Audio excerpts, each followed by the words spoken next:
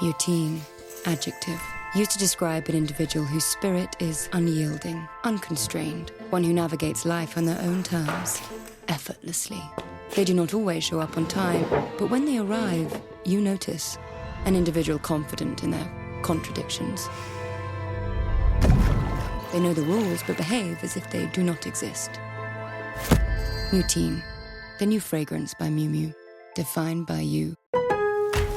Lowe's knows how to get you ready for holiday hosting with up to 35% off select home decor. And get up to 35% off select major appliances. Plus, members get free delivery, haul away, basic installation, parts, and a 2-year Lowe's protection plan when you spend $2,500 or more on select LG major appliances. Valid through 10/1. Member offer excludes Massachusetts, Maryland, Wisconsin, New Jersey, and Florida. Installed by independent contractors. Exclusions apply. See Lowe's.com for more details. Unfiltered discussions, unexpected guests. No topic is off limits, from sex and relationships to the human condition, personal anxieties, and so much more. The only talk show of its kind in the world. This is The Last Show with David Cooper. Hello and welcome and happy Monday, and I hope you had a nice weekend and all that stuff. Here's what you're going to learn on tonight's Last Show. It's all things pets in just a few moments, and in about 10 minutes' time, a diagnostic system that's been developed for identifying ADHD dogs. Sounds ridiculous, sounds like a scam, dubious science, I'm not sure, but we'll find out all that in just a bit. After that, have you ever heard of weaponized incompetence? Sounds silly, it might not be. It's when saying I don't know how is just really code for I don't want to, or I won't. And some dads apply it to undone chores, even parenting. It's quietly pushing some women out of their marriages. So the next time you say, well honey, you do it, you know how to do it better, just be careful. When household labor falls unevenly, your significant other could grow tired. Weaponized incompetence. We'll teach you all about it halfway through the hour. That is merely some of tonight's show. There'll be lots more, but for now, let's dive in. Want to be part of The Last Show with David Cooper? Call us and join the conversation. 1-888-505-6644. It's Vet Talk, Pet Talk. That's right. What we do on the show finally has a name. We are joined by Dr. Cliff Redford to discuss what owning a cat can do to your brain and maybe also your cat's brain as well. Welcome, cat-brained veterinarian, to you, Cliff. Hello. Hello. How you doing, man? I am doing very well. I had a nice weekend. I did absolutely nothing. It was glorious. How are you? I'm very good. Yeah, so this article, I guess, talks about the benefits of owning a cat. And we all know, and we've talked about it on this wonderful show before, about how having an animal in your life, and we primarily talk about dogs, increases oxytocin, also known as the love hormone. Ooh. And when our oxytocin spikes, it strengthens our relationships, whether it be with an animal or a person. Person is an animal, but you know what I mean. It makes us trust them more. We feel more connected. And then personally, it controls our parasympathetic nervous system and versus the unsympathetic nervous. No, that's not right. And it basically makes us more calm. Our blood pressure drops and all those things, right? We've talked about that. We know about that.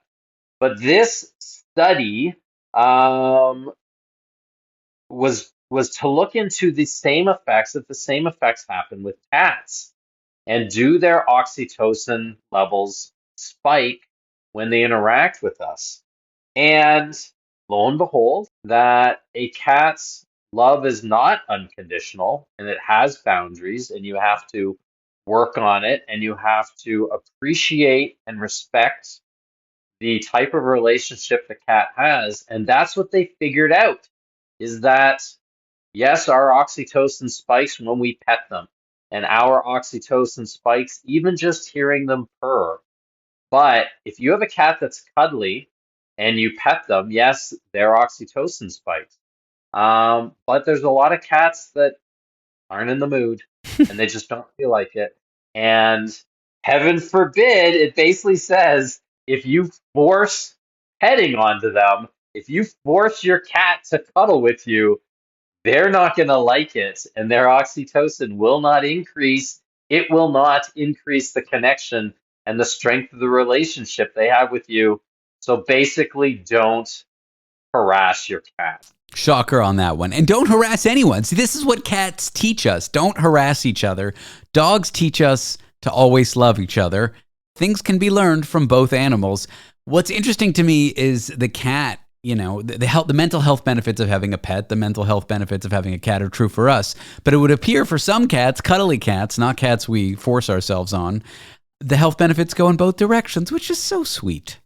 Yeah, it is sweet. It is sweet. It's nice. They do this, when they want you to cuddle them, they sort of do this slow eyelid, this slow blink, Mm. and that is sort of the cat's version of smiling, a little twinkle in their eye, and they're saying, "Yes, come and pet me," and it does. It makes them feel good, and it has similar mental health and physical benefits for the cat, but you got to know their signals of when they're done. I have a lot of people that ask me, "Hey, my cat jumps on my lap and wants me to pet him, and he or she seems very happy, and then all of a sudden they freak out and they smack me and they run away. What's going on?" I said, "Well, they've had enough. Cats have a touch threshold, and they don't always show it the same way as dogs do. So you have to look at their subtle signs. And two of those are their tail will swish back and forth. So it's not like a wag; it's a slow back and forth, and that is kind of like you're starting to annoy me, tail swish. Or they have shivers up and down their spine. And I mean, I know people in my life that when they enter the room, I get a shiver up and down my spine. Like, ugh, can't believe this person is here. I'm gonna go on their shoes. We're not supposed to talk about our relationship on the show, but whatever. Okay, fine. We can talk about our interpersonal relationship. That's how therapy is. There you go. I'm sorry, David. I mean, good therapy, once you come out the other end and you work out your childhood and your spouse and your relationship with your kids and your coworkers, the end game for therapy is you just work on your relationship with your therapist. That's where you want to get in therapy. That's a good use of money. What happens to our oxytocin when we have a relationship with our therapist? I don't cuddle with my therapist, though. So I don't know. Who knows? That would be illegal at worst. Anyways, cats appreciate us. We appreciate cats, but there are limits, and respect those limits. That's basically what this study showed. Can we talk about the brain fungus? I know it's not a fungus. I know it's a parasite or a virus or whatever, but unrelated to this article, there is a brain parasite that cats have that can infect us. It's meant to infect mice. It just so happens to work on human brains. But my understanding is the parasite affects mice, and then it causes brain changes in the mice for them to be attracted to the smell of cat urine, therefore attracting the mice to the cats. The cats then eat the mice, the parasite infects the cat, and the cycle of parasite, brain infection, whatever. It's like an intermediate host or whatever. I'm not a doctor, you are. But it can affect us, and it has been documented to have slight behavior changes in human. And I believe it's speculated, not proven, but speculated. There's decent evidence that it causes us if we're infected. And if you handle the cat's litter wrong, or, the cat's urine or poo gets in your body, whatever, somehow because it got on your hands, or maybe some chef who made a, beef tartare touched it, whatever, and didn't wash their hands after cleaning their cat box. Who knows? Anyways, if it infects our brains, it's speculated to cause us to love cats more, and some freakishly high percentage, like maybe 1 in 4, 1 in 5, I'm making these numbers up, but some high percentage of cat owners have this parasite, and it's speculated that those that have the parasite love their cats even more. So I probably have it, is what the issue is, all I'm saying. It's quite possible. So yes, toxoplasmosis is the name of the parasite, and it does cause people to become, what's the word? Like they have less impulse. They're more reckless, and it may be where the term "crazy cat lady" comes from. That for whatever reason, women seem to be there's when you get cat hoarders, they're more likely to be women, and some of them can be a little bit, let's say, crazy. That's not politically correct term, but it goes with the whole crazy cat lady term. And there's a wonder that they may have toxoplasmosis. Back in the day, we're talking a couple hundred years ago, they believed in France, 60% of the population was infected with toxoplasmosis. And it's supposed to be benign, but you're right. People who have it are more likely to speed, skydive. Like there are weird personality changes on average that happen. So now there was a study done years ago here in Ontario that basically showed that at least in Ontario, there is zero toxoplasmosis. Oh. But toxoplasmosis is not an issue basically in the north. It's much more of an issue where it's warmer. And yeah, clean up. Just wash your hands. All right, we're here with Dr. Cliff Redford. It's Vet Talk / Pet Talk. When we come back, did you know your dog could have ADHD? And there's now a way to diagnose a dog with ADHD. I'm David Cooper. This is the last show, and Cliff is shaking his head. We're unclear on the science with this one, but we'll tell you more about it in a minute.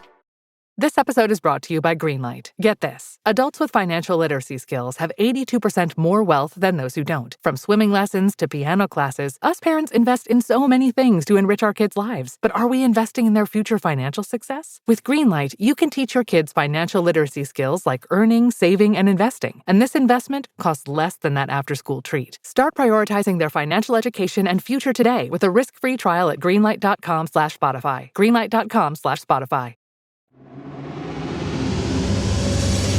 Your above-average intelligence brought you here. It deserves above-average absurdity. This is The Last Show with David Cooper. I'm sure we all know people with ADHD, but do you know any dogs with ADHD like the one that just barked in the background of Dr. Cliff Redford, a veterinarian here for Vet Talk, Pet Talk? What would a live veterinarian interview be without a dog barking in the background? That is the great question we'll find out here with Cliff as he attends to his dog. And so the host of this show, me, David Cooper, is talking slowly into the microphone. Now the man is carrying a dog who seems to be appeased. Cliff, welcome back. She has got me trained. This is a little Lana Poppy from the Arctic North. And yes, she's part Jack Russell, so definitely has ADHD, which I didn't even know was a thing in dogs. But according to Hungarian ethologists, David, what is an ethologist? What is a Hungarian? I mean, we got more questions. That's a person that hasn't eaten in a while. An ethologist is a scientist who studies animal behavior in its natural environment. That's what an ethologist is. Really? Shouldn't you know that? You only study animals in their supernatural environment. That's right. I do it just in the clinic setting. But so they talked about, they did this article out of this university that I can't pronounce their name because it's in Hungary, it's Hungarian. And they talked about standardizing a tool to identify dogs that have ADHD. And which, okay, I am X number of days old, this many days old, today days old. When I found out about this. So I learn on this show, just like you do, David. You know what? Dogs with ADHD apparently have poor attention spans. They're hyperactive. They're impulsive. Maybe they got toxoplasmosis. They're impulsive. And they have functional impairments, which I'm not really sure what that means. But they basically took 1,872 dogs. Only 116 of them, 6.2%, were diagnosed through this standardization to have ADHD. And they basically have to have a bunch of the symptoms, like 4 out of the 6 symptoms or more. Plus, it has to have a negative effect on their daily lives. Maybe the owners can't control them or can't do their job. But isn't every dog like, oh my God, there's a squirrel. Oh my God, there's a treat. Oh my God, pet me. Oh my God, I'm so excited to roll over. Like, isn't that every dog? Wouldn't that be, maybe I'm just not understanding the science here, but wouldn't every dog have ADHD in some sense? Are you saying that they are doing a study that is automatically going to find them the positive result that they want to find out? And then their university gets funding and they pat themselves on the back and they get a press release and then some radio show picks it up and then discusses it. Yes, I am saying that. And then maybe a pharmaceutical company makes a drug to treat their dog's ADHD. That's coming, man. We talked about Ozempic on this show. Ozempic for pets. I bet you they're going to start making Ritalin for dogs. So if you can tell by my not so subtle sarcastic tone that I am not appreciating this article or this study, okay, look, my dog, my latest rescue, he's 9 months old, also from the Arctic North. His father was a wild dog north of the Arctic Circle. When I want him to have attention on, doing this, that, or the other thing, yes, he's inattentive. And yes, there are times where he's hyperactive. And yes, he's impulsive. But if you give him a certain toy, he does not have attention deficit with that toy. So it's basically the things that he finds boring, he doesn't want to give attention to. And the things he finds interesting, he puts all of his focus into. So I would like, I am not a human doctor, I am not a therapist, et cetera, et cetera. I'm just your therapist sometimes. I would imagine that people too with ADHD, we just haven't found the thing that that child is interested in. But I'm going to get a bunch of people saying, you don't know what the heck you're talking about. They are true. I don't know what I'm talking about. But I do know that, yes, every single dog could be a victim of this study or be positively diagnosed with ADHD. Just train your dog, spend more time with your dog, and then you'll both have oxytocin benefits. Fair enough. You're no Hungarian ethologist, but hey, you're here. You're a veterinarian who practices. It's like if you have scurvy, the doctor writes you a prescription for an orange. If your dog has ADHD, the doctor or vet writes a prescription of a toy that the dog likes. Boom, done. Yeah, pretty much. There you go. You can get your vet license in the mail now just for that. My pet has separation anxiety every time we travel. I'm convinced that every time we go in the closet and pull the suitcases off that top shelf that I need a little stepladder for because I'm short, my cat starts getting upset. This is definitely also true for dogs. They can get upset when they see the signs of extended travel in their owners, don't they? Yeah, I mean, some dogs, it's like a security issue. They are nervous, they're insecure, they don't like being alone. Sometimes it's a behavior that we've taught them. So if you have a puppy or a young cat, and you should spend some time away from it, and that dog should learn that it's okay in the crate, or that cat should learn it's okay to be on its own without being destructive or without being stressed out. And you slowly build up to it, right? And you give them rewards, give them things to do to keep their minds busy. So this all came about this TikTok video about this dog Duke that, oh my God, you wouldn't believe what this dog did when the owners took out the suitcase. It changed everything. Well, no, it didn't. He basically doesn't like them to go away. And so when they pulled out the suitcase, he went to the car to say, take me with them. And they did, even though they weren't planning on it. Instead, they need to start teaching this dog not to be anxious when they leave. And I'm going to quickly go through the three things you do. And this kind of works for cats too, but in a much, much sort of different situation. First of all, don't punish your animal. When you come home and they've done something destructive, don't punish them. They don't understand it. Just clean it up. Second, you got to desensitize them to you leaving. So that basically means you get up, you put on your shoes, you put on your jacket, you grab your keys, you go to the front door, and you turn around, you take everything off, you sit down again. And if you do that enough times, they don't start getting freaked out whenever they see you leaving. So maybe with Tomato, start bringing out the suitcases regularly, pack them up, and then unpack them and put them back. Or just never leave the house again is another option. Never leave the house. And definitely with dogs, this doesn't work the same for cats, but if your dog has separation anxiety, 5 minutes before you leave and 5 minutes after you get back, you have to ghost them completely. Don't get all lovey-dovey and talk in a high voice and mommy and daddy are going to be back really, really soon. Here's a toy. That gets them all freaked out. You need to, and when you come back, you need to ignore them for 5 minutes. If they have separation anxiety, this is going to work, but it happens. It happens with cats. It happens with dogs. Apparently they get ADHD. They need oxytocin. Sometimes you can pet them. Sometimes you can't. I don't know what to do, man. I'm just a veterinarian. just a veterinarian. You heard it here first. Separation anxiety, though, it's a real problem for most pets, I would say. It's a real problem for some pets. Most pets have a little bit of separation anxiety, but then after 5 minutes, they're fine. Okay. It's a real problem for most pets who live in my apartment who are named Tomato. Very good. What does Tomato do? He just gets upset and he whines. So that's not a problem, dude. That's him being attached to you and saying, "Oh, I wish you wouldn't go out. You should stay here." And then you say, "Sorry, man, we got to have a date. You're not allowed in the store. You might give the other people toxoplasmosis. So you need to stay here." And then he becomes a more independent cat. Sure, but he, unlike some cats, does not hold a grudge. Like, he's upset that we left and he whines when we come home, but 5 minutes later, he's snuggly and cuddly, just not to me. Cliff, what a pleasure it was having you on the show. Dr. Cliff Redford, check out his podcast, Vet Life. Thank you again, my friend.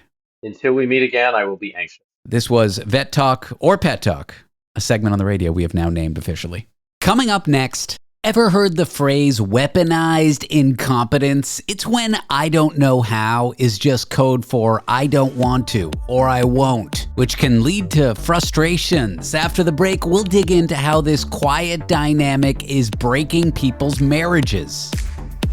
Want to be part of the last show with David Cooper? Call us and join the conversation. 1-888-505-6644.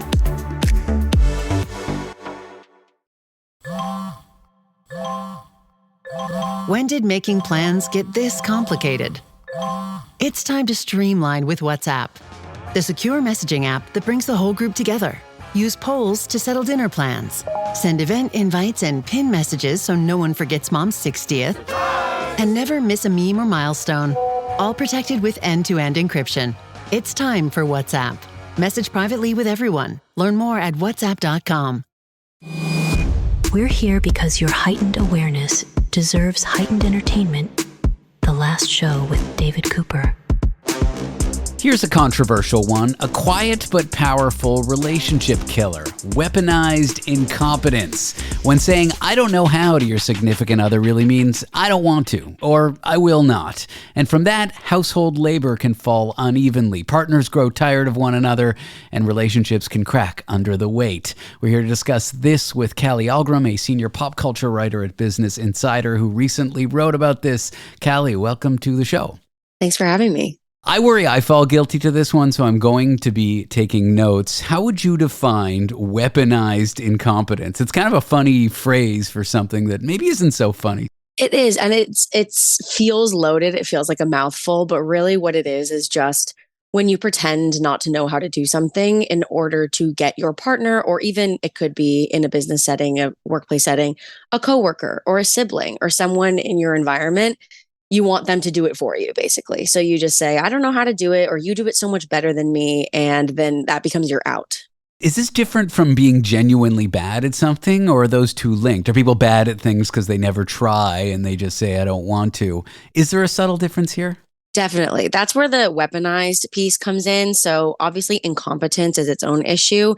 Maybe you've never learned how to do something. Maybe you've never been taught. Maybe you're just bad at it. That's cool.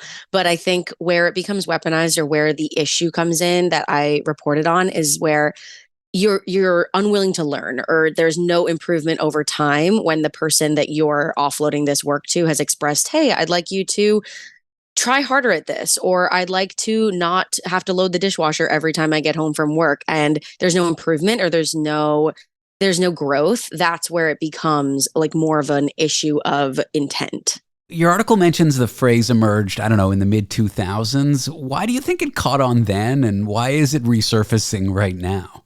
Yeah, it's sort of, the concept has been around for a long time, in feminist discourse, where obviously like the gender gap in household labor is not anything new. That's been studied over decades.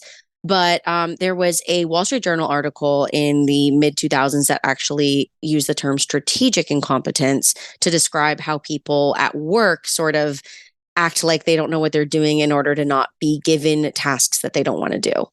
And then more recently, post-COVID, the term shifted to weaponized incompetence, and it took off, I think, in large part because COVID forced people back into the home together with their partners and made people question, like, whose work is more valuable, the wives or the husbands, like if we use it in a heteronormative setting. And the women typically became the main default once again for household labor.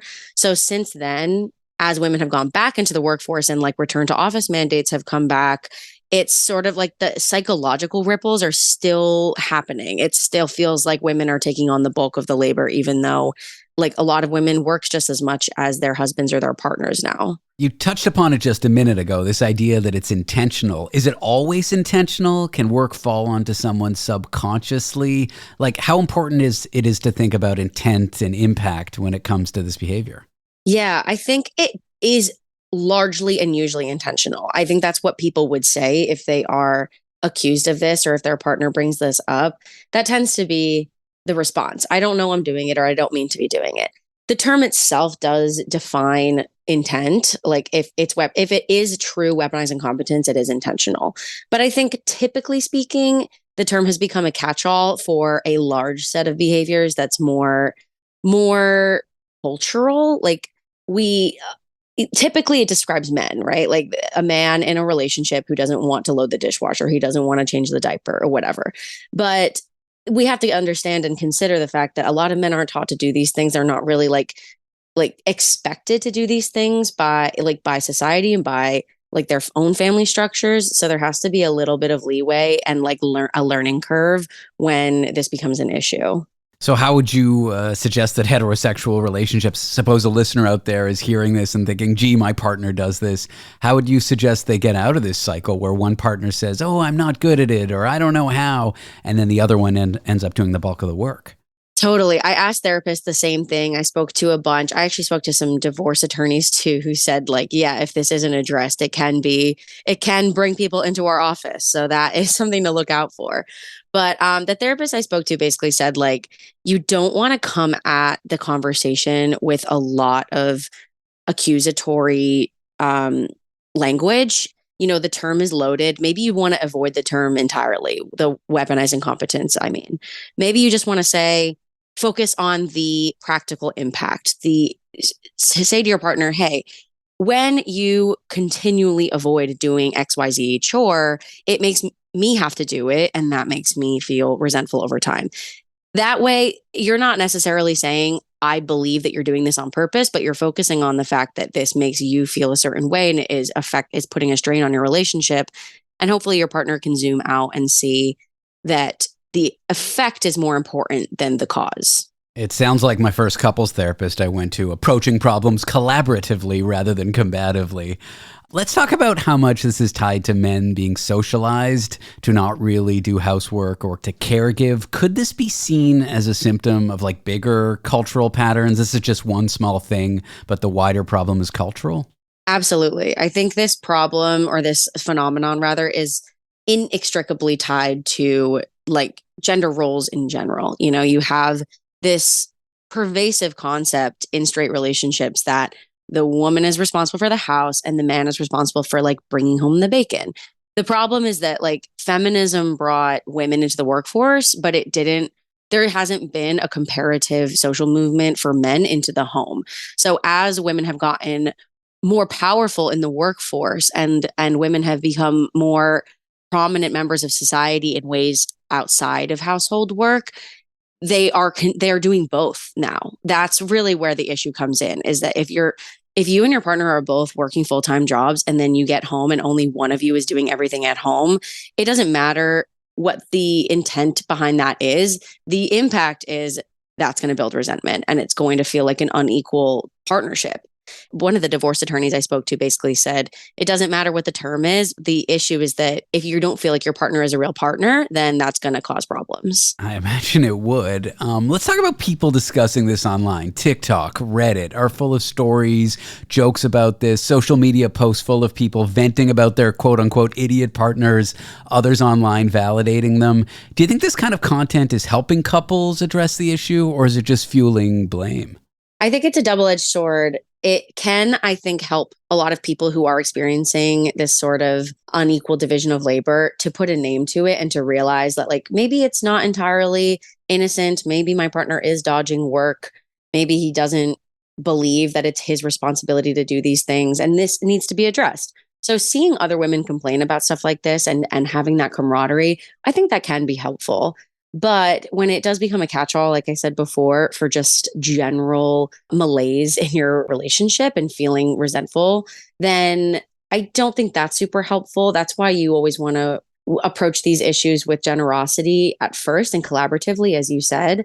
And obviously, if it doesn't change, if things just continue to be bad, then, you reserve the right to walk away, or you reserve the right to kick up a bit more of a fit about it. But I think that the social media hive mind can be a little bit dangerous sometimes for somebody if they're trying to just genuinely address this issue in their relationship. Do you hope to see change here? Like in writing this article, are you hoping to fuel change? Do you think younger men are going to be more proactive at home, or we're just going to have the same old problems? I certainly hope that things shift. And I spoke to some of my own male friends about this, and a lot of them did not know the term. They had never heard of it. But when I explained it to them, they were like, oh, yeah, I can totally see where I've done this. Or one of my friends said, I definitely did that with my mom growing up, oh, mom, I don't know how to load the dishwasher, that kind of thing. So I think, like I said, putting a name to something can definitely help somebody identify their own behavior. And I would hope that if you want to be a real partner to your loved one, then you are going to approach these issues with an open mind and try to understand, even if you don't feel like it's your fault, even if you feel like, well, my mom did everything for me growing up, so I don't know how to do any of this stuff. That doesn't mean you can't learn, right? You are perfectly capable of learning these things. You just don't want to maybe you don't want to. The article is called Weaponized Incompetence is Back, and it's driving modern women out of their marriages. You can read that in Business Insider, where Callie Ahlgrim works as a senior pop culture writer. Callie, thanks for talking to me. I appreciate the discussion. Thank you. Up next, a flight from Paris, a chance chat with a 95-year-old traveler turns into a friendship, and life lessons you won't want to miss. I'm David Cooper. This is The Last Show. If you thought goldenly breaded McDonald's chicken couldn't get more golden, think Golder! Because new sweet and smoky special edition gold sauce is here. Made for your chicken favorites. At participating McDonald's for a limited time. The Last Show with David Cooper. Procrastinate your life away with us. Sometimes the best travel stories don't come from a faraway exotic destination, but from the person sitting beside you. On a flight to Paris, my next guest met Anne, a 95-year-old solo traveler. That's not someone you meet every day, but just sitting next to Anne sparked an unlikely friendship, a pen-pal relationship, and I want to discuss that with contributor at Business Insider, Gloria Kostadinova. Gloria, welcome to the show. Hi, David. Thanks for inviting me. I want to learn everything about Anne. You sit next to this woman, an older woman on a plane, and she starts talking to you. Me, when I read what you wrote, I thought, oh God, I would be so annoyed. I would just put my headphones on. I would ignore the person. You didn't do that. Walk me through how this friendship, I guess, starts. Well, I actually noticed her on the shuttle over, and she was chatting up a younger woman next to her, and I figured she was traveling with, a granddaughter or another travel companion. But then I ended up sitting next to her and realized she was absolutely solo. And, just the casual, hey, where are you traveling from? And I ended up being absolutely engrossed by her story. First of all, that she's 95 years old, traveling by herself internationally in and of itself just grabbed me. So it kind of just all started from there. Solo travel at any age, solo travel for women, these things take courage. It can sound a little lonely going to restaurants alone, seeing sights alone. There's something really amazing about solo travel. I really like doing it, but it is kind of scary. I can't imagine how scary it would be for someone that age. Or maybe it isn't scary. Maybe she's in that phase of life where she just doesn't care. David, she struck me as an extremely positive, super intelligent and articulate person, and just full brimming of curiosity, which I think is one of the most important things when you're solo traveling. You can't close yourself off or put your headphones in, on the flight. Otherwise, you'll absolutely miss a really interesting person sitting right next to you. And she's been doing it for a long time, a couple of decades traveling internationally to Paris, which I found out is her favorite diversity in the world. So I suppose I saw a little piece of me in her, and would love to, be able to age gracefully as she has and be doing it at her age. What were some of the first bits of conversation you had with Anne when you start to realize, always in life we realize occasionally we're talking to a really special, amazing person. Sometimes it can take us off guard. So how did that conversation start? Well, from, understanding that I was traveling from Bulgaria to visit my family that's back in the States. She was immediately curious what brought me back to Bulgaria and, kind of digging into my story. And then, I reciprocated and started asking her how long she had been to Paris. And it turns out it wasn't just a weekend. She had been staying in Paris for 3 months. And this is something that she does annually.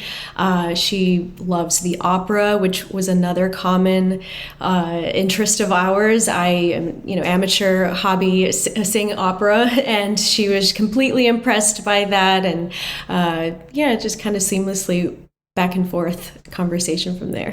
Talk to me about how she shared her outlook on life with you. Like, what does someone's outlook at 95 look like? She is extremely progressive in her thinking, and, seeing almost a century of the world develop. I think she's just understands, you have to roll with the punches of life. Not that everything is seamless. Life has been turbulent for her, I'm sure, but she is absolutely positive about meeting new people and taking advantage of every moment you have. Of course, after the age of 30, everyone always starts asking, myself, when are you going to settle down, stop traveling? Are you going to have kids? And that certainly came up in the conversation with Anne, but she was just so encouraging of my desire to travel and see the world, and said, keep doing it for as long as you can. If you want to start a family, if you want to settle down, that'll happen eventually. But I completely support you in this endeavor of just seeing the world and being curious. There was a quote in your piece, her mantra, I guess, which is go young, go often, and go long. Walk me through that. And I think that applies nicely to what you're talking about now. Absolutely. I mean, go young, take advantage whenever you have that opportunity. You never know when it might pop up, work, life happens. So if you have the chance, seize it, go often. She does it every year. So again, going back to whenever you have that opportunity, is it a girls' trip? Is it a trip with your partner? Is it a solo trip? Just take it. And I think for going long, beyond just being a tourist, I think that's what she really loved and shared with me, is when you go longer in a place, you get to really immerse yourself in the culture. You get to create friendships, maybe start to learn the language, and you're not just a little tourist popping in and out, but you get to really be part of that community, which is what she has done and built in Paris. So she's an honorary Parisian now. If you stay in a place long enough when you're traveling, and not everyone can because of financial reasons or whatever, but if you stay long enough to experience boredom in a foreign place, that's like a new phase, right? Like being bored in Paris. If you're there a week, you're going to see all the sights, do all the touristy stuff. But if you're there 3 months, you're going to experience boredom. And that's what it really means to be at a place, to experience boredom there.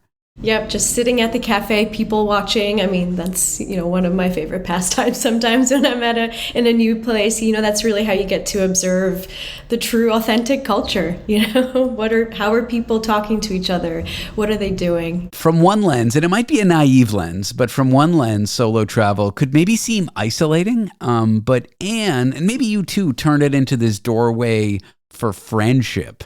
Not a lot of people think about solo travel that way, do they?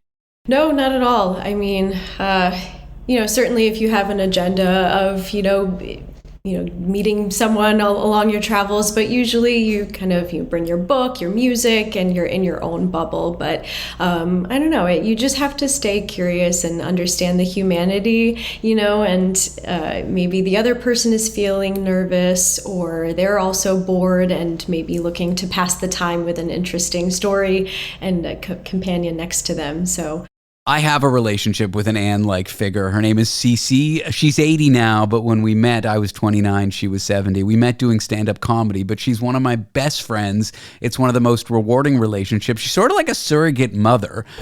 Tell me about how your relationship with Anne after that flight. Write each other actual letters with stamps and all that? No, actually, Anne is pretty tech-savvy, despite what she might say. She sends these really lovely emails filled with emojis and bolded, colorful words for emphasis, which is really nice. So yeah, I mean, when you have someone like Anne in your life with such a wealth of experiences and knowledge to share, I mean, I get really excited to talk to people like that. They just give you a fresh perspective, and if you're in a rut in your own life, they could really give a breath of fresh air about the situation that you're in. There's this stereotype of older folks being lonely or disconnected. Mm-hmm. Does Anne's story or your relationship with Anne kind of dismantle that narrative? Absolutely. I would not say Anne is lonely in the slightest. She has, like I said, made a vibrant community in Paris of friends, and even when you are alone, you're not lonely. You find yourself just, soaking in the surroundings, whether it's walking down the streets of Paris, going to a show. Sometimes it's good to be reflective with yourself, and then you get this amazing chance to start a new friendship with someone on the plane. For those who have never started a friendship like this or never solo traveled, what would be the takeaway? What would you want someone like that to know? Keep yourself open, smile, give yourself that chance to strike up a conversation with someone, even if they seem like the most unlikely person. Sometimes the most opposite of person will give you the best wisdom and the best advice that you weren't expecting that day. The piece is called I Sat Next to a 95-year-old solo traveler on an international flight. Now she's my pen pal, and she's taught me a lot about life. You can read that in Business Insider, where Gloria Kostadinova is a contributor. Gloria, thanks for talking to me today. I appreciate you talking about Anne and being on the show. Thank you so much, David. Up next, our foreign correspondent, Tony Five, hunts for a hobby. He really needs one. And somebody's recommended horse racing without horses, instead dolls. This is going to be fun. Want to be part of the last show with David Cooper? Call us and join the conversation. 1-888-505-6644. Eczema isn't always obvious, but it's real. And so is the relief from Ebglyss. After an initial dosing phase, about 4 in 10 people taking Ebglyss achieved itch relief and clear or almost clear skin at 16 weeks. And most of those people maintain skin that's still more clear at 1 year with monthly dosing. Ebglyss, lebrikizumab LBKZ, a 250 milligram per 2 milliliter injection, is a prescription medicine used to treat adults and children 12 years of age and older who weigh at least 88 pounds or 40 kilograms with moderate to severe eczema, also called atopic dermatitis, that is not well controlled with prescription therapies used on the skin or topicals, or who cannot use topical therapies. Ebglyss can be used with or without topical corticosteroids. Don't use if you're allergic to Ebglyss. Allergic reactions can occur that can be severe. Eye problems can occur. Tell your doctor if you have new or worsening eye problems. You should not receive a live vaccine when treated with Ebglyss. Before starting Ebglyss, tell your doctor if you have a parasitic infection. Searching for real relief? Ask your doctor about Ebglyss and visit ebglyss.lilly.com or call 1-800-LILY-RX or 1-800-545-5979.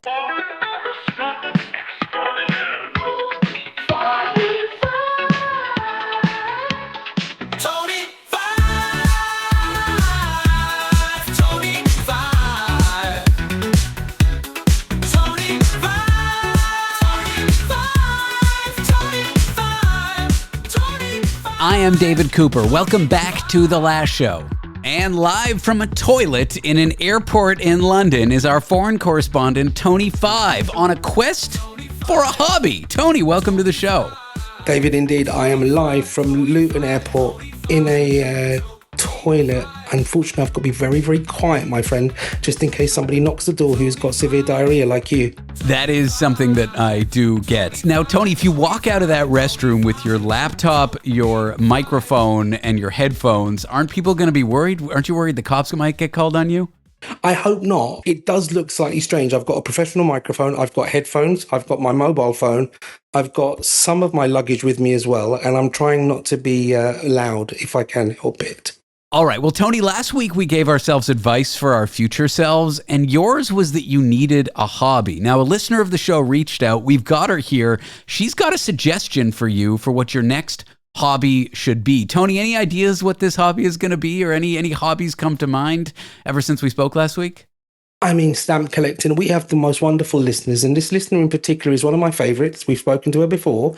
So I know she knows me. I know she will advise me well, correctly. She will provide me good counsel and support in terms of a new hobby that I can venture into, David. What do you think? I think that is a possibility. We are joined by Lauren in Detroit, a fan of the show, singular intended. She might be the only one. Lauren, welcome in. Hello, David. Hello, Tony. It's great to be here. Hello, Lauren, my lovely. How are you? I'm very good, Tony. Tony, do you know this about me? I'm a professional hobby coach. What? Is that a real job? It is, David, yes. No, I'm really not. Oh. But I heard you on the radio last week and saying that you're looking for a hobby. And it came to me like a thunderbolt. I know exactly what your new hobby should be. Oh, what is it? Mm-hmm. Okay, you ready? Okay. Can you give me some clues first? I mean, we don't want to just go straight into it. Give me some ideas. Okay. Go for it. Finland, early 2000s. Lego. Oh, that's easy. Lego. Yeah, Lego. Yeah, that's got to be. No. This is something that most people need to be athletic. It's a sport. Let's put it that way. The orgy tent. No, that blew over. No, Tony, that's Burning Man. That blew over. It's now an orgy tarp. Okay. Can I describe the equipment that you use? Of course you can. Yes. Think of it as a stuffed animal horse head stuck to a broomstick. Only it's not a broomstick because it's a short stick. And the people who play this hobby, they use a short stick to maintain a lower center of gravity. Is it polo for people who are scared of horses? Yes, David, you're getting really close. You're really close. Is it pantomime season racing? You know what, Tony? That's a good way to put it. Yes, it's pantomime season racing. But wait, it's more than just racing. You got it, Tony. Okay. So do you know the real word? What are you doing? It's the sport of hobby horsing. Tony, this has you written all over it. Hobby horsing. I like hobbies. I like horses. I like racing. Yeah. Tony, you're a hobby horsealist. Wait, have I already convinced you? So what do I need? Now, you have notoriously jockeys are very lightweight. They're very short. Mm-hmm. They have to watch their diets. They have to be trained for many years.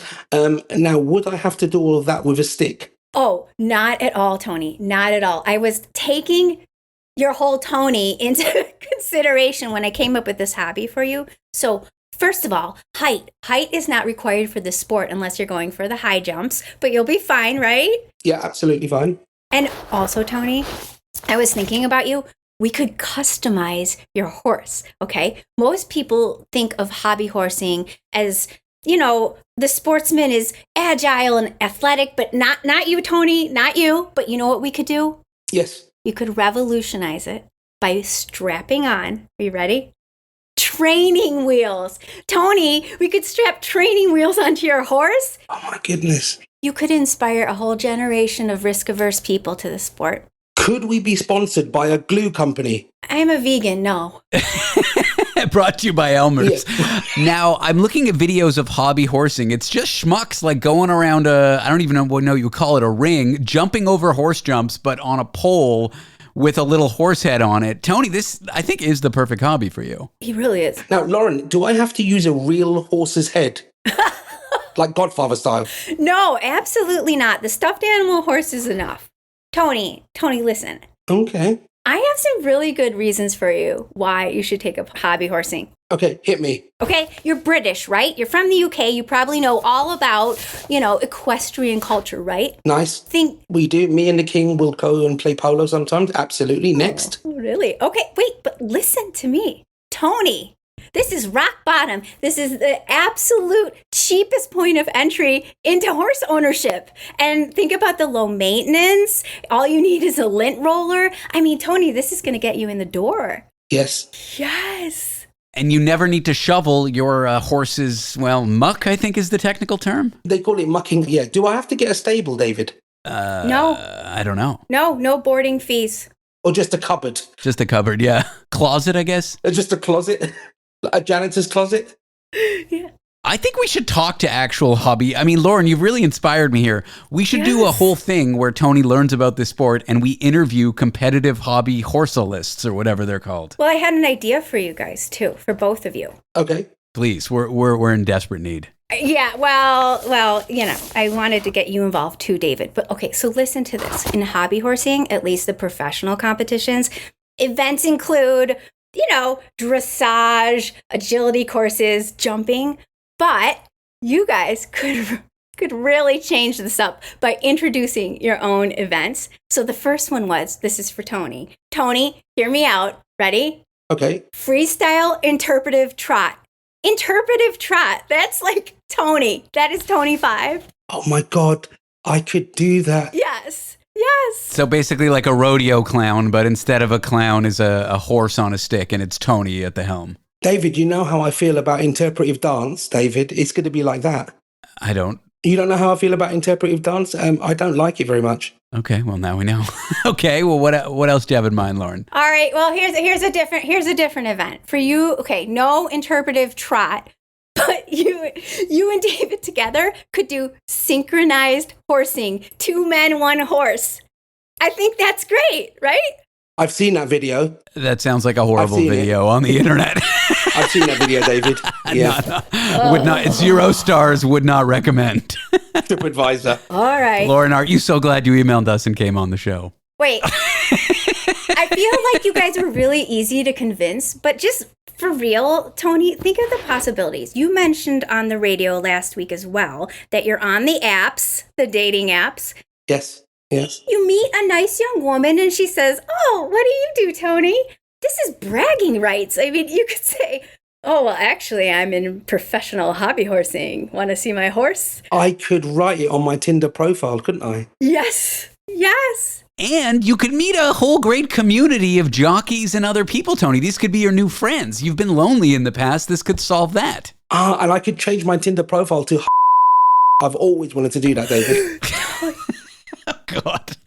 Lauren, again, are you glad you emailed us and suggested a hobby for Tony? You know what? It's always great to hang out with you guys. It's okay. I know I can dish it out and take it. All right. Well, Lauren, we appreciate your support. Thank you for having me. Lauren, you're an absolute star. We love you. And David will say goodbye to you now. And we'll keep you updated with our hobby horse adventure. Please do. Thank you. Lauren, thanks for coming on the show. Thanks for suggesting a hobby for Tony. If you've got a hobby to suggest Tony, email him, tony@lastshow.pizza. Lauren, thank you again. Thank you. Tony, what a pleasure. Always very. I need to get out of the toilet. I can hear. Bye.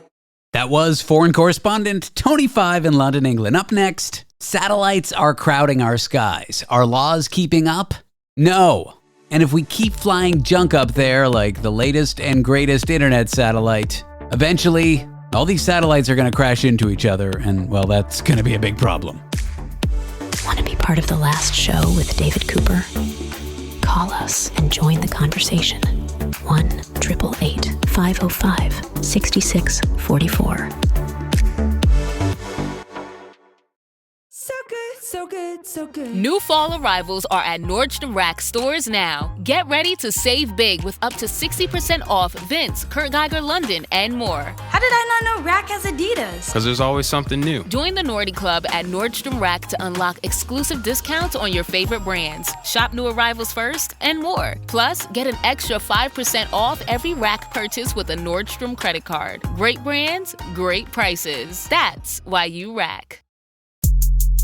Keep listening to The Last Show with David Cooper, because the alien invasion can wait. The Last Show with David Cooper. Satellites are filling the skies faster than we can write laws to regulate them. The Outer Space Treaty is half a century old, so it's probably time for a new treaty, one that regulates what's directly in our orbit, to regulate all the junk that's up there in space. My guest today thinks we should have a treaty like that. He's an urban innovation researcher at the University of Melbourne. His name is Andrew Irvin. Andrew, welcome to the show. David, thank you for having me. It's good to be here. For someone who's never thought about it, why does it matter where Earth's atmosphere ends and why does space begin? And also, where does Earth's atmosphere end and space begin? Yeah, it's a contested question, actually, and this is part of why we need better legislation on the topic. So we have what is called the Kármán line, which is customarily agreed to be around 100 kilometers, about 62 miles from Earth's surface. That isn't where the atmosphere, the mesopause, separates the stratosphere from the mesosphere. And that is where the atmosphere is finally thin enough that you can have an object descending in low Earth orbit without impacting the atmosphere, catching drag, and then burning up or declining into orbit decay. So, does that answer the question? It does. Where are most satellites in space? Are they above that line? Are they below that line? Well beyond that line? By requirement, they have to be above that line. Otherwise, they would not remain in orbit. Most satellites are in low Earth orbit, and that it's basically around, I think, the most heavily trafficked areas between around 180 to 360 kilometers above Earth. This Outer Space Treaty, this was signed many, many years ago. This was before there was many satellites, or if any were in the atmosphere. This was more about space exploration, less about keeping junk up there in space, things like GPS satellites or Starlink or things like this. The provisions for the commercialization of space had not been fully considered. People did not know exactly how we would end up using our outer space, our near space, our low Earth orbit, mid Earth orbit, high Earth orbit areas. So the divisions that have emerged out of increasing amounts of research into our atmosphere, our near celestial zone, it's just increased at an algorithmic rate in the decades since this legislation was laid down at the start of the space race. And so we just don't have all of the legislative language to accommodate what the science has revealed in the subsequent decades. Now, like I mentioned, I have to introduce the caveat. I'm neither an astrophysicist nor a space lawyer. There are people who specialize in these areas and have their doctorates in those areas. I am just conducting my PhD research in a cross-disciplinary manner that is also investigating the future use of our space resources. Suppose I want to launch a satellite up there to compete with Elon Musk or whatever. Would I have to follow any laws? Do I have to register my satellites? Is it up to the country in which I operate? What if there's some country that's completely unregulated? Can I just shoot anything I want up there? What are the rules today? According to the laws that have been on the books for a while, you're meant to register your launch with a launching state. So wherever your launch pad is, that's the launching state jurisdiction. You mentioned competition to Starlink, Musk's whole operation. Right now, you've got Rocket Lab's Peter Beck's company in New Zealand. They are doing a lot more, increasing numbers of launches. There are state-sponsored launches in China. I think. I don't want to mistake, because it's really hard to tell where all the unregistered launches are taking place. But there are, about 10% of the launches that we've recorded have been unregistered thus far. There, 17,500 thus far. Only about 15,000 in some have been registered. So there's stuff that has happened that hasn't gone through the formal registration process and is, in a gray area on the books, but still in orbit.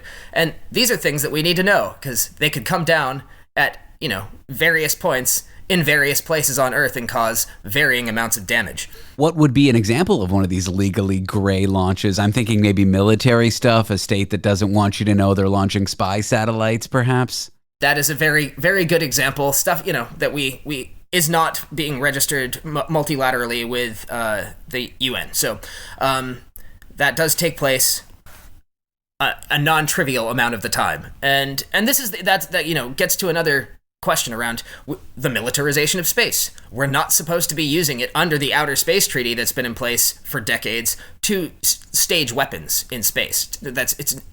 Space, our satellites are not meant as a weapons platform. And this is, I assume, a large part of the reason we have not seen more progressive legislation to deal with the commercialization of space, is because there are military applications that have been taken as common law and are, common practice, and that stateside interference in the existing paradigm would require disclosure and difference in behavior. And cooperation between countries like China, Russia, and the U.S., which, good luck. I know. If we keep launching an unbounded amount of stuff up there and not deorbiting it at nearly the same rate as we're adding more, could some catastrophe happen, like satellites crashing into each other, creating junk? That junk then crashes into other satellites, and we basically have an unusable high atmosphere. Yes, well, exactly. This is called the Kessler syndrome. Glad you brought it up. I think it was probably popularized most recently with the film Gravity, Sandra Bullock, George Clooney, etc. That's what caused the accident in that film, was the domino effect of it in 3 dimensions of space junk being propelled at incredibly high speeds, like tens of thousands of kilometers an hour. And so even if you've got tiny bolt-sized shards of material, it's going to create immense amounts of damage at that velocity. So, this is part of why we need to legislate what's going up. We do have a coordinated system for tracking it, and there are adjustments being made. I would recommend, for anyone who wants to delve into this topic without doing as much reading as I've been doing lately, watch the documentary Wild Wild Spaced that came out about a year or so ago, and it follows Peter Beck and the guy in charge of Astra and the folks in charge of the Planet Labs, which have been launching the open source data satellites. Really useful documentary to quickly get up to speed on kind of where the space race is in the commercial arena, but beyond what Musk is doing.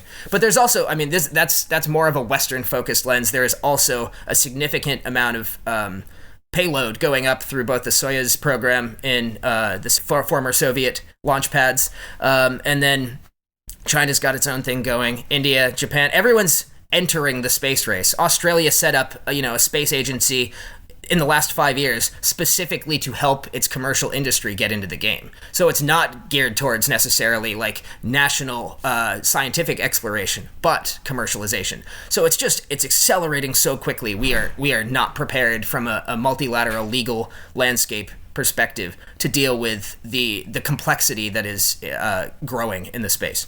So what sort of treaty would you like to see every country sign up for to make satellites in orbit a kind of safer place, a better place for us to have stuff up there that without the risk of having it damaged or untracked? Yeah. Well, I think part of this, I've started examining this because I've been in this group with a bunch of different leaders, diplomats from the Pacific, and someone sent an article about Musk getting authorization from the FAA for Starlink satellites to be dumped into the Hawaiian Marine Protected Area, which everyone was upset about. Obviously, the ocean's being treated like, a garbage dump. And so I was examining this in the context of how we can create an orbital activity levy that would tax people for the misuse of their orbital zones above. It's like the exclusive economic zone system that exists in maritime space. But it's a way for non-launching states like the Pacific Island countries, which have no space programs and very low per capita populations relative to their volumetric territory, can recoup revenue for having their skies cluttered, especially in the Pacific, where traditional navigation systems are reliant upon unobstructed skies. I know traditional navigators, that's how they get around when they're out on their vessels. That's, an indigenous right. It's something that the current practice does not respect, and they should be getting some level of revenue in exchange for use of their airspace. Well, Andrew, thanks for the chat. This has been an interesting one, and I hope to see a new treaty someday soon. Thank you very much, David. It's a pleasure being here. Andrew Irvin is a urban innovation researcher at the University of Melbourne. After the break, would you rather buy a product recommended in a video online by a person or a robot, an AI? Shocker, most people prefer the human, but is this the future of advertising? I'm David Cooper. This is The Last Show. This episode is brought to you by Progressive Insurance. Do you ever find yourself playing the budgeting game? Well, with the Name Your Price tool from Progressive, you can find options that fit your budget and potentially lower your bills. Try it at Progressive.com. Progressive Casualty Insurance Company and Affiliates. Price and coverage match limited by state law. Not available in all states.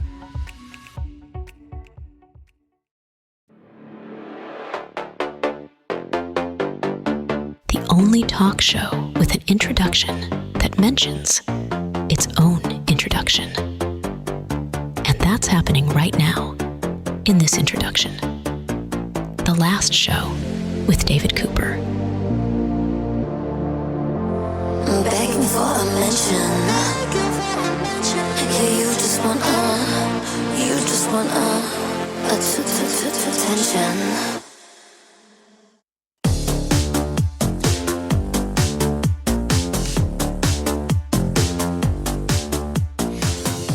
Online shopping has a new twist, live stream sales. But when it comes to us clicking buy online, we'd rather buy from a human recommending things than an AI. A new study reveals why digital salespeople fall a little short, but also recommends how they might catch up, how a future might be where you are buying things recommended from AI salespeople. I'm here with Dr. Yanwen Wang, a marketing behavior science professor at the University of British Columbia. Yanwen, welcome to the show.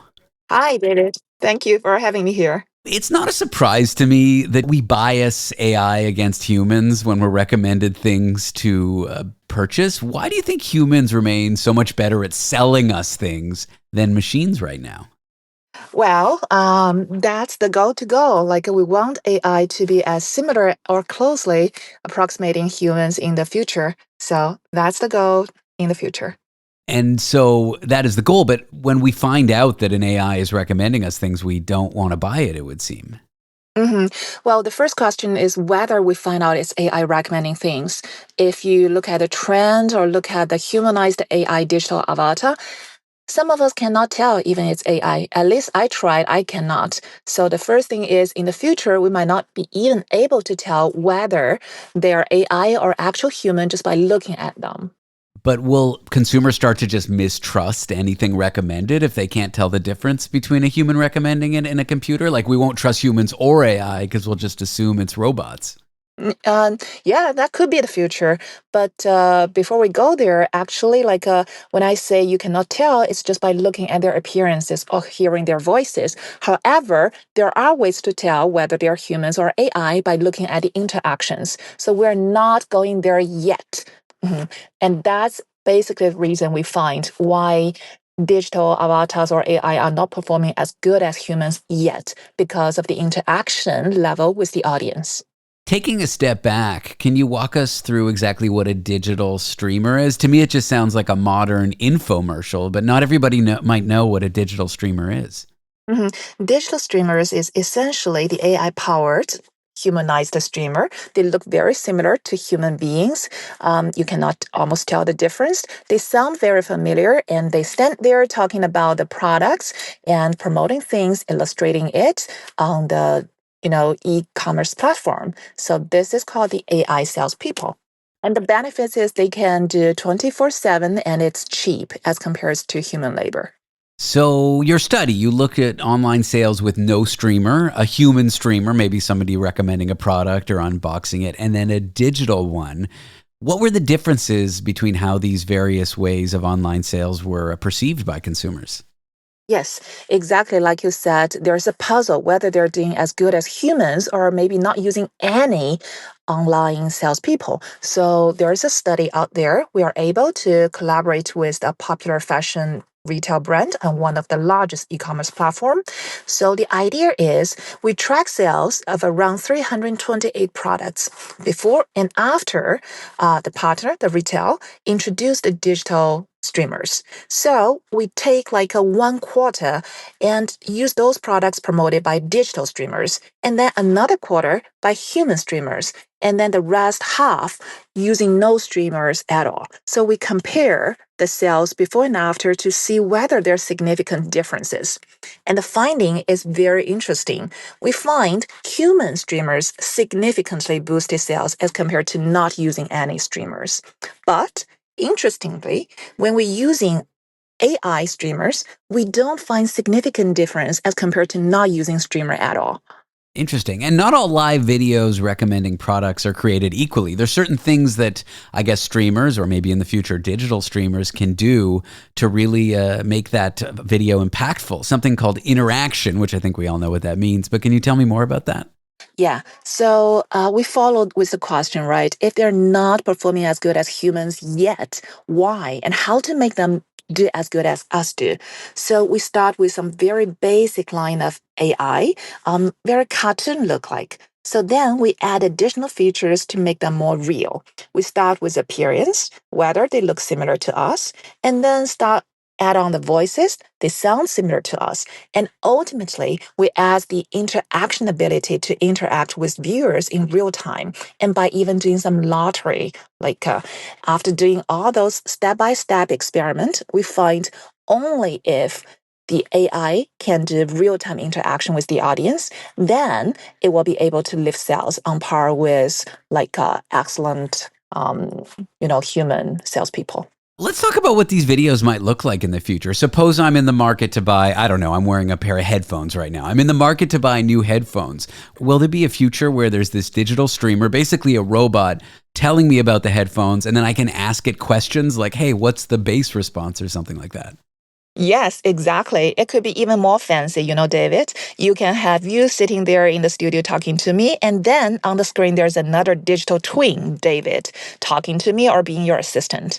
Interesting. Wow. And you really think this is the future of where marketing is going to go? Are we there in 1 year? Are we there in 10 years? Like, at what point when I'm interested in buying a product, am I just going to get like an AI video telling me about it?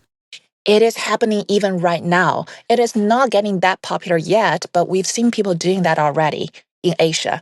So it's not yet, I think, launched in North America yet, but I see the trend. Once there's a trend, it's just a matter of time. Do you think consumers sort of subconsciously want to believe they're talking to a human even when they know it's an AI? I think psychologically we distrust AI, but whether we're able to tell if it's an AI, it's a next question. If you're not even able to tell, then where's the mistrust coming from? So of course you can ask the question, when we really cannot tell, then we're not going to trust any people, right? Human or AI. So we haven't gone there yet, but we can wait. We can wait and see. There's a bigger thing here. Like when I get asked the question, would I want to watch a television show generated by an AI or one created by people? I think there's a future where we won't be able to tell the difference. And this is true for most things AI will be generating in the future. At least that's the speculation. Mm-hmm. What does this say about like the future of marketing, where we won't be able to trust whether what we're being marketed towards is done by a human or not? Yeah, that's a very good question. So I think that's a challenge a brand has to, face, and also a challenge for the consumers. Like where does the trust coming from? Maybe it's only coming from your own experiences. Maybe that means more return rate. Maybe that means more like a trial. So it's a different level of questions when trust is no longer there, right? Yeah, it's kind of an interesting one, and we're seeing it like with music, for example, AI generated music. Yeah. Like reviews. Yeah, or reviews too. Like you can't trust whether I could be photos of me in my house with the product, but it's not really a real person in the house with the product. What do you recommend to retailers or anyone selling on the marketing side with this stuff? Mm-hmm. I think we're not yet to that level, definitely, but we see the trend. So if you are surrounded by information, it's not even fake, it's just fabricated information, then it's even more challenge. But then at that time, like the user experience, the past user experience are very important. Because at least you trust yourself, your own feelings, your own feedback. So how to leverage the fan base and how to leverage the past experiences to build on more loyalty. So in that sense, marketing is getting more important. Loyalty definitely does. Well, Dr. Yanwen Wang is a marketing and behavioral science professor at the University of British Columbia. Yanwen, thanks for talking to me today about your study. I appreciate you being on the show. Thank you, David. Have a good day. Coming up after the break. Could a chatbot push somebody mentally unwell towards delusions? A doctor warned about this hypothetical 2 years ago, but now we are seeing cases of just this. Up next, a curious conversation with that doctor about these cases, who's vulnerable, and the new guardrails AI needs. Want to be part of the last show with David Cooper? Call us and join the conversation. 1-888-505-6644. At Blinds.com, it's not just about window treatments. It's about you, your style, your space, your way. Whether you DIY or want the pros to handle it all, you'll have the confidence of knowing it's done right. From free expert design help to our 100% satisfaction guarantee, everything we do is made to fit your life and your windows. Because at Blinds.com, the only thing we treat better than windows is you. Visit Blinds.com now for up to 45% off site-wide, plus a professional measure at no cost. Rules and restrictions apply. Exploring both interstellar and interpersonal space-time continuums. The Last Show with David Cooper.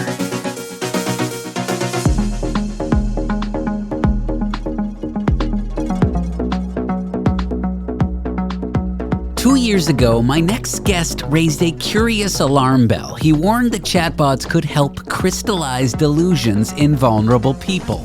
Seemed like a hypothetical, but now real cases are surfacing. This is all to say, people who are mentally unwell interacting with chatbots under certain circumstances have really lousy outcomes. So we will unpack why human-like AIs mirror and magnify our beliefs, and how unusual ideas can tip into illnesses, what AI sycophancy means, and how all this new technology that can create psychiatric risk can also help solve it. This is going to be an interesting chat. I'm here with Dr. Søren Dinesen Østergaard, a medical doctor and a professor at Aarhus University in Denmark. Søren, welcome to the show. Thanks for having me, David. The term delusion gets thrown around a lot, but in the context of like researching in psychiatry for medicine, what exactly is a delusion? Delusions are false beliefs that are firmly held despite solid evidence of it not being true. And a classical case would be persecutory delusions. That would be delusions of being surveyed, delusions of being followed, delusions of being harassed, for instance, by a government or intelligence service, while it is definitely not true, paranoid delusions. So that's sort of the medical definition of a delusion. Thank you for that. What made you suspect a few years ago when that first announcement of ChatGPT came out and everyone was so excited about it? What made you suspect that vulnerable people may interact with these chatbots and not have great outcomes? I was equally excited as the next person and was completely fascinated by this technology, which seemed like such a huge leap forward. But I also had some concerns, as you mentioned, that people who were prone to severe mental illness, for instance, psychosis or also bipolar disorder, could have some experiences with this technology that would be unfortunate or would even push their illness in the wrong direction. So what did you have in mind? Like, could you give me some examples of what you were maybe a little worried about, or a little bit, if this technology didn't have the proper guardrails, some outcomes that could happen? Yeah, so at least at this stage, when we're now a little bit wiser, the idea or my concern is that it tends to be too affirming, and that people who are maybe, let's say, slightly off target, off reality initially, their ideas are iteratively being confirmed by the chatbots, and that will move them further and further away from reality. Some of them eventually ending up with outright delusions, as I described before.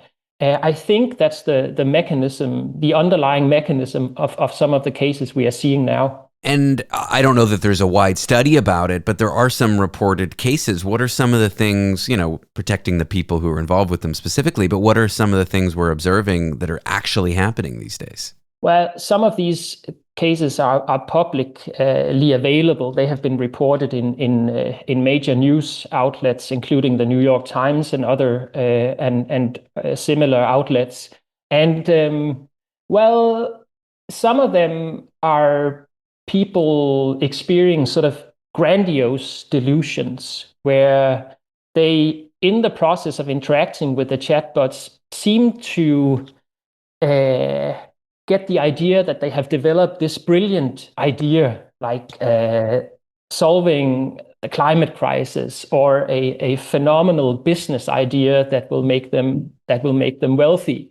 Whereas when you look into it, it's off. It's not real, and it's not something that can be realized.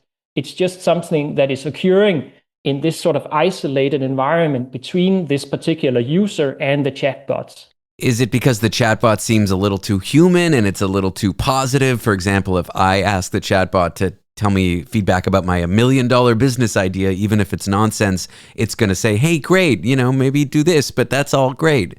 I think that's definitely part of the mechanism driving this. It seems as though the listeners may be familiar with the term sycophancy, which describes this general tendency towards flattery and affirming and validating the user's ideas and their responses. And I think if you're going off track, having that direction confirmed consistently will put you further away from reality. And I think that's definitely part of what's going on. Yeah, I think that's exactly it. Flattery can just sort of make grandiose ideas worse and can't really help people that are starting to get in a bit of a mental corn maze, not being well. Exactly. If you could design guardrails to catch this early, to raise red flags, to sort of warn people the dangers of when someone's unwell interacting with generative AI, what would those guardrails be, or what would you want people to know? Well, interestingly, last week I basically tried one of these correspondences where I pretended that I was at the very least in a hypomanic state, maybe actually in a manic state. My mood was elated. I was risk-taking. I had a business idea that was somewhat odd. And in that correspondence with ChatGPT, that was the 4.0 model. That was before the ChatGPT 5 came out, just the free version. It basically just supported me in my ideas, and it quickly picked up on my emotional state as well. So it was sort of spiraling out of control in a positive direction. And that may sound good, but for a person who is maybe developing a manic episode, that is not good. No. That could actually go completely wrong. At the end of the correspondence, I broke character with ChatGPT and saying, what if I told you that we had this correspondence just for me to prove a point that it might be a bit dangerous or risky for people prone to mental illness to have this kind of correspondence with you here referring to the chatbot. And he said, yeah, I can definitely see that you're onto something. And this is something that is probably related to my tendency to confirm the user when we're having these correspondences. So what I was thinking was, if the model could add that kind of meta-analytical level, because clearly when prompted, it can figure out what's going on. If that could be implemented sort of on top of the correspondence, the chats that people have with these bots, maybe it could figure out that the correspondence is moving in a wrong direction. But I will leave that up to the people that are working with this from a computationally perspective. This is something they must be able to solve. What you just described to me is one of the most fascinating interactions I've heard of on a generative AI platform. Can you just dumb that down a bit for me? So you pretended to be in an unwell state, a manic state. Yeah. It gave you validating advice that could be risky for someone in a real manic state. Exactly. And then you asked the bot to analyze what you had just done. Yeah. And it kind of knew what it did. It nailed it completely. The explanation afterwards, it pointed out all the points, all the places in our correspondence where I was sort of maybe a bit off in the positive direction, right? Yeah. Where my mood was too high, where I was doing risky things, and I had ideas that were maybe a bit grandiose, and said that this is unfortunate, but this is something that can happen in these correspondences. So why can't the authors of generative AI platforms employ the same technique, use the models to analyze what's happening to see if the interaction could potentially lead to someone having a bad outcome if they're mentally unwell, is what you're saying? Exactly. That would be my point. Well, it's really interesting that you raised the red flag. It seems like your predictions have come true and you're kind of offering a potential solution. I know you don't code AI models, but it has been a really interesting chat with you, Søren. Thanks for joining me on the show. Thanks for having me. Dr. Søren Dinesen Østergaard is a medical doctor and professor at Aarhus University in Denmark. That is a wrap on our Monday night show. Thank you so much for tuning in. Did you know the last show is available as a podcast? It is. All you have to do is head to www.lastshow.pizza. That's .pizza, not .com in your web browser, and there you can find out details. Or just type David Cooper Last Show in your favorite podcast app. I'm sure we'll come up. I am, you guessed it, David Cooper. This was The Last Show. And again, thanks for tuning in. We'll see you tomorrow. Doug. Here we have the Limu Emu in its natural habitat, helping people customize their car insurance and save hundreds with Liberty Mutual. Fascinating. It's accompanied by his natural ally, Doug. Limu? Is that guy with the binoculars watching us? Cut the camera. They see us. Only pay for what you need at libertymutual.com. Liberty, liberty, liberty, liberty. Savings vary. Underwritten by Liberty Mutual Insurance Company and affiliates. Excludes Massachusetts.